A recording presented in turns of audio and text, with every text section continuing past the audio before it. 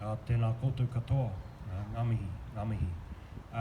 So this is our start of an attempt to create a safe space where people can come and communicate about any subject. The goal at the moment is no censorship. That may change, but at the moment, I just want to make it safe for every person to hold their own belief and their own understanding of life on any subject, and to start to create a space that's safe for them where they can speak to it and we can listen. And we're going to have overlapping ideas and views, etc. And at one moment at a time, we can work together on creating a space that we all want to live in and we want to share together. I'm standing here this afternoon with Chris, and he's a representative of SNAP, and Survivors Network of those abused by priests in Aotearoa, New Zealand. Tēnā koe, bro. It's a real pleasure. We've already made a couple of clips this afternoon, and I'm really impressed, bro, by your courage to actually stand forward and communicate about what you've experienced and what you're doing.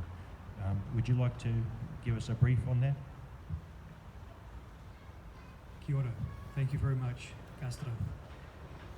I think it's very important today to address the issue of abuse in faith-based institutions. The Survivors Network of those abused by priests supports survivors of abuse in churches and faith-based institutions across Aotearoa, New Zealand. We are a support network for survivors.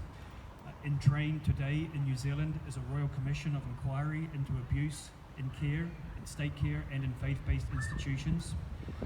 I would like to encourage all the victims and survivors of abuse in religious institutions across New Zealand to reflect on the truth of there being only dignity in having survived sexual abuse as a child. There is no shame in having survived that. On the contrary, there is dignity and there is courage in coming forward in your own way to talk about the abuse that you suffered.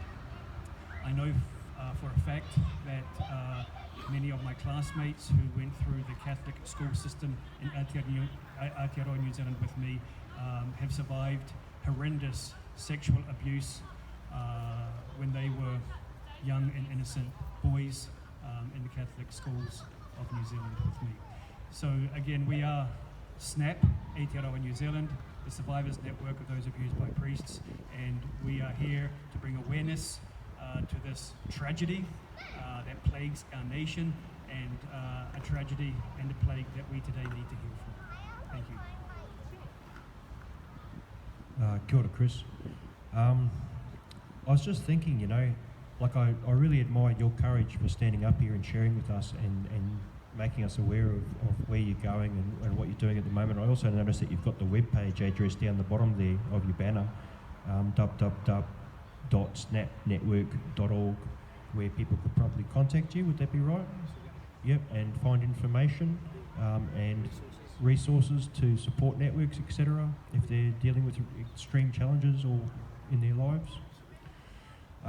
So acknowledging your courage, bro, and we made that clip earlier, which I think we deleted because we felt we could do something better, more productive, more economic, so to speak. I really laugh at talking to the productivity and economics of expression these days, whereas for the majority of my life that concept didn't even really exist. Okay, we've gone 4 minutes according to Alex. So very briefly, I'd like to say that if you've been an abuser as well, then I want to say to you that I'm going to do my best to create a space where you can come and stand and acknowledge that if you're at that level in your journey, and you're open to doing that, and I think that could be such a powerful experience for all of us, and for yourself undoubtedly, because I think if that's, like we said in that previous clip, those people, there's a very, very high percentage. We are aware that there's a really high percentage of abuse has already occurred to those people, which has gotten to them to that damaged state whereby they express themselves in that way towards another human being. But that's me for the minute.